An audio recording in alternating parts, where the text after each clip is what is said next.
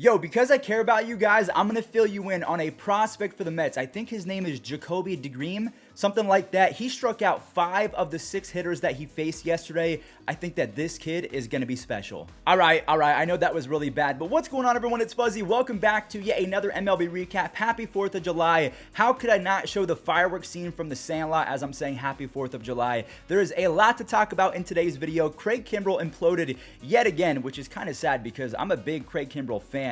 Mike Trout maybe had the worst series of his entire professional career, and the Rays yet again are using their witchcraft and sorcery to turn an average player into a star. Now remember guys, if you're going to any baseball games or concerts anytime soon, use code Fuzzy on SeatGeek to save yourself 20 bucks off your entire order. And also, we're so close to 400,000 subs, I can't believe I'm saying that out loud, so hit that subscribe button if you haven't. Let's go ahead and talk about the walk-offs from yesterday. I kind of feel bad for Charlie Morton because he got hosed by his bullpen yesterday. Charlie Morton was straight out of the Reds' worst nightmare. He threw 7 shutout innings with 10 strikeouts. He only allowed 1 hit in those 7 innings. The problem though, Colin McHugh has been calling McHugh lately. Yet another late game implosion. Matt Reynolds and Brandon Drury make it a 3-run game. Brandon Drury is quietly having one of the best seasons for any third baseman in baseball this year, only to have the Braves tie it right back up with home runs from Ozuna and Michael Harris. They both go yard. Harris has 5 home runs and a 130 OPS plus. But not to fear, Albert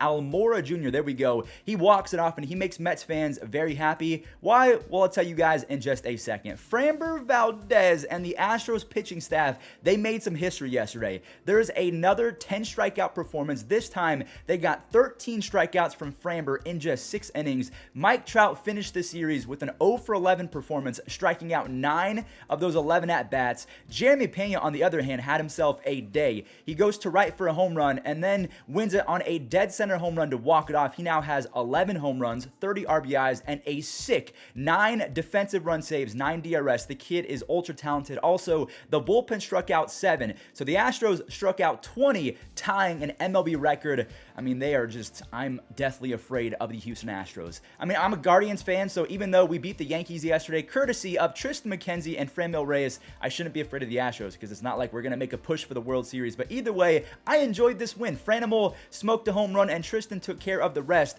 I mean, I don't know if this was a punt lineup from the Yankees because they didn't have Aaron Judge or DJ in the lineup, but Tristan took advantage with 7 shutouts, striking out 7, only allowing 1 hit of his own. So pretty much he was Charlie Morton yesterday. Franmil makes it 2-0 in Class A. I mean, I was watching this during the previews of the Minions. I saw it with my mom because it's a cultural iconic film at the moment, and I was watching it during the previews. He luckily got his 19 save. I thought he was going to blow it with the bases loaded. So earlier we saw that the Braves, who have been playing out of this world lately, got beat by the Reds. So the Mets can put a little bit more distance between them and the Braves with a win over the Rangers. Starling Marte rips a home run in the first, and the Flying Squirrel as well as Eduardo Escobar both do damage in the bottom of the 4th. McNeil hopefully is going to be in the All-Star game, and Escobar has been an extra base machine. 3 home runs over his last 4 games. Cookie, aka Carlos Carrasco, one of my favorite pitchers in baseball. He almost goes 6. He strikes out a few on the way, only gives up 1 single run, and Edwin Diaz was not messing around. 2 more strikeouts, 18 saves.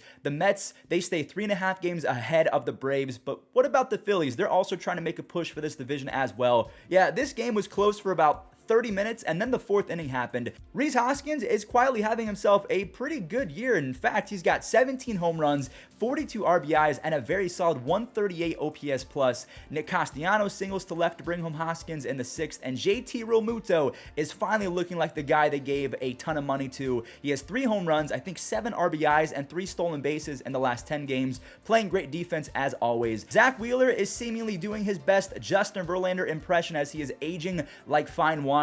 From ages 23 to 29, Wheeler had a 3.77 ERA. From ages 30 to 32, he has a 2.58 ERA. So unlike positional players, pitchers seem to get better as they age. 7 shutout in this one. The Phillies are 4 games back of the Braves for 2nd place in the NL East. Dodgers fans, they have a lot to look forward to, but you might want to look away for the next minute because Craig Kimbrel has been awful for almost a year now. And I'm going to say, I love Craig Kimbrel, but he has now allowed 14 earned runs in 26 innings this year year, and this is after allowing 13 runs in 23 innings for the White Sox in the second half of last year. So Voit and Hosmer make it 2-1, and Ha-Seong Kim really made it hurt. Taylor Rogers does allow a run in the ninth, but ultimately the Padres got a W against their division foes, and they are now 2-5 against the Dodgers this year. So yeah, the Dodgers win the series, and they're winning the season series, but that is a bad loss if you're an LA fan. Robbie Ray Gun might be back. I haven't called him that in quite some time because Robbie Ray has not been very good this year, but he's got that Robbie Ray Gun vibe the last few weeks.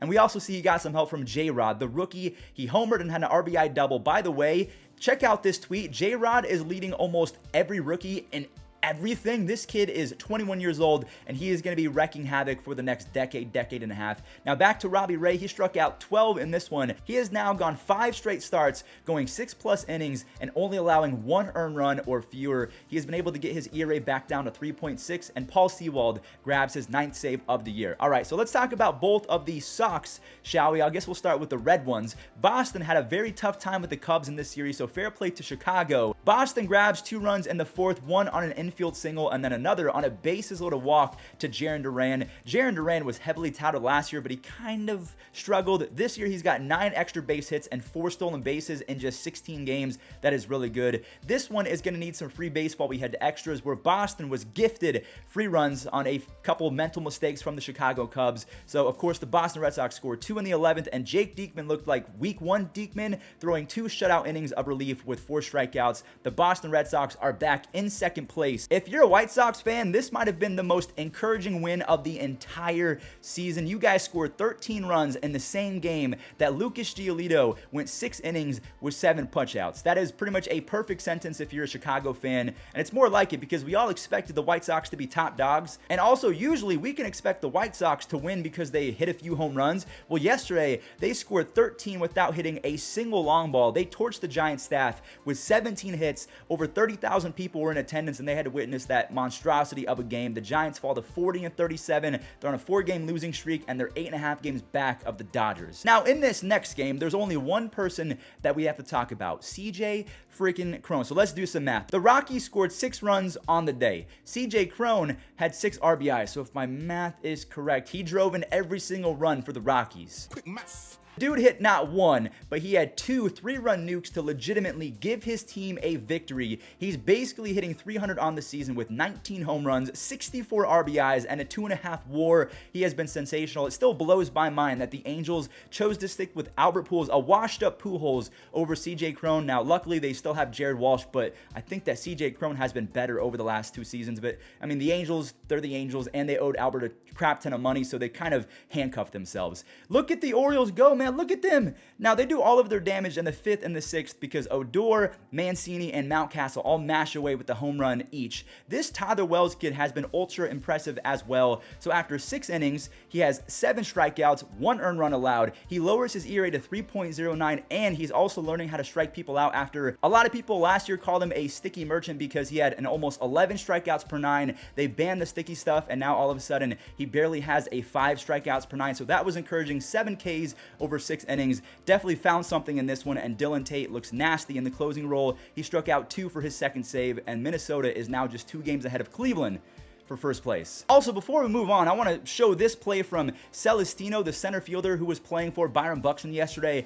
How the heck did he make that throw? That was one of the most impressive throws I've ever seen. I mean, that was in the conversation. No one's talking about it because it was a guy named Celestino, but put some respect on that guy's arm. That was one of the best throws I've ever seen. Coming up next, we have the Tampa Bay Rays, and this was an all-around team effort from Tampa. They got their 2nd run of the game on an RBI single from Yandy Diaz, and then they turned on the turbos for 3 home runs all within a few minutes of each other. Hard-hitting Harold Ramirez has been a machine. He's hitting .323 with 4 home runs, 29 RBIs, and an insane 146 OPS plus. He is the leading baseballs. Choi hit 1, and the 2021 AL Rookie of the Year, Randy Arozarena, ran into 1 as well. Randy isn't having the best of seasons, but 29 extra base hits, 18 stolen bases, and a 114 OPS plus is still very impressive and very productive, and he's only 27 years old. Jason Adam is one of like 72 closers for Tampa Bay. He collects his 3rd save of the year. On one swing, this game was all but wrapped up. Pittsburgh is not having a fun time playing the Brewers. They fall to 2-8